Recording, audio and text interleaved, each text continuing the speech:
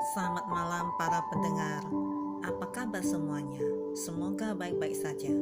Senang sekali saya TM dapat menemani Anda dalam acara cerita inspirasi selama beberapa menit. Saya akan menceritakan cerita inspirasi yang dapat menjadi inspirasi ataupun motivasi kita dalam kebaikan. Hari ini cerita saya berjudul Aku Yang Salah, 我的错, yang diambil dari buku 22 Wisdom and Success, 成功与智慧, dengan penulis Bapak Andre Wangso, kisah seorang raja yang mencari keluarga yang bisa menjadi teladan. Suatu hari, di sebuah kerajaan, sang raja hendak memberikan penghargaan kepada keluarga yang bisa dijadikan teladan di wilayahnya. Karena itu, dia mengutus pejabatnya untuk mencari siapa-siapa saja keluarga yang layak mendapat penghargaan tersebut. Sang pejabat pun segera menunaikan tugasnya. Dari sekian banyak informasi yang didapatnya, sang pejabat pun segera mendatangi satu persatu keluarga yang dianggap layak mendapat kehormatan dari sang raja. Salah satunya, sang pejabat mendatangi sebuah rumah besar. Di sana tinggal keluarga besar yang cukup terpandang. Sayangnya, mereka terkenal berperangai keras, lugas, dan tidak kenal kompromi. Dari rumah besar nan mega tersebut sering terdengar percekcokan di antara anggota keluarga. Kadang hal-hal sepele pun bisa menyulut kemarahan, mendatangkan pertengkaran, bahkan tidak jarang berakhir dengan baku hantam. Saat si pejabat masuk ke rumah dan belum lama duduk, dari dalam rumah tiba-tiba terdengar suara bang. Bunyi gelas pecah tersebut kemudian disusul teriakan suara dengan nada berang. Hai, matamu taruh di mana? Goblok benar sih. Gelas diam begitu main disenggol saja. Teriakan balasan pun segera bersambut. Siapa suruh taruh gelas sembarangan di situ? Tolol! Kalau gelas nggak taruh di situ, pasti nggak akan tersenggol. Dasar nggak punya otak. Begitu seterusnya, satu sama lain saling menyalahkan dengan nada tinggi, tanpa ampun dan masing-masing mau menangnya sendiri. Mendengar kata-kata kasar dan makian di balik ruang tamu, si pejabat pun segera berpamitan dengan tuan rumah. Niat awalnya untuk menyampaikan undangan dari baginda raja kepada para kepala keluarga yang akan dipilih sebagai wakil dari keluarga teladan di kerajaan itu, akhirnya dibatalkan sebelum disampaikan. Sambil menggelengkan kepala dan menghela napas panjang, si pejabat melanjutkan perjalanan untuk mengunjungi sebuah rumah besar lainnya yang berada tak jauh dari situ. Setibanya di rumah keluarga berikut, si pejabat dipersilakan duduk dengan sopan di ruang tamu yang sejuk. Dari tempat duduknya terlihat seorang pemuda sedang mengepel lantai dengan tekun. Saat melihat ada tamu datang, segera dihentikan kegiatannya. Ia menghampiri sejenak dan dengan ramah menyapa si pejabat.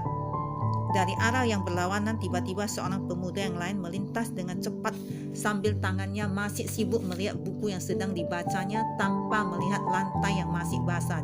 Dan geblak! Suara keras disusul suara menggadu pun terdengar. Si pemuda rupanya terpeleset dan jatuh terlentang. Sambil berseru kaget, tergopoh-gopoh si pemuda yang masih memegang tongkat pengepel menghampiri dan berusaha membantu orang yang terjatuh untuk berdiri sambil berkata, "Aduh, maaf kak, aku yang salah. Aku nggak cepat-cepat mengepelnya. Lantainya basah bikin terpeleset. Di mana yang sakit, Kak?" Sambil meringis menahan sakit si kakak yang terjatuh, menerima uluran tangan adiknya sambil berkata, Bukan salahmu, Dik. Aku kok yang salah. Jalan terburu-buru nggak melihat lantai masih basah. Nggak apa-apa. Teruskan saja mengepelnya." Dia pun segera bangkit berdiri untuk menyambut kedatangan tamunya. Menyaksikan peristiwa di hari yang sama di dua keluarga yang berbeda, si pejabat sontak mengerti mengapa keluarga yang sedang dikunjungi ini begitu disanjung oleh orang-orang di sekitar sana. Rukun, santun, kompak, dan saling menyayangi satu sama lain. Entah siapa yang salah, satu sama lain saling mendahului untuk meminta maaf, tidak berusaha mencari kesalahan yang lain, dan membenarkan dirinya sendiri. Sungguh mengagumkan. Di dalam hati sang pejabat membatin, inilah salah satu keluarga yang pantas menghadap ke baginda raja untuk menerima penghargaan sebagai keluarga teladan ke istana kerajaan. Pendengar yang budiman, pendidikan paling mendasar dari awal dari sebuah pribadi adalah pendidikan yang dimulai dari lingkungan keluarga. Dari situ awal sebuah kepribadian dibentuk dan terbentuk. Jika orang tua mampu mendidik dengan memberi teladan yang baik bagi anak-anaknya, diharapkan akan memberi dampak yang positif kepada masyarakat di sekitarnya.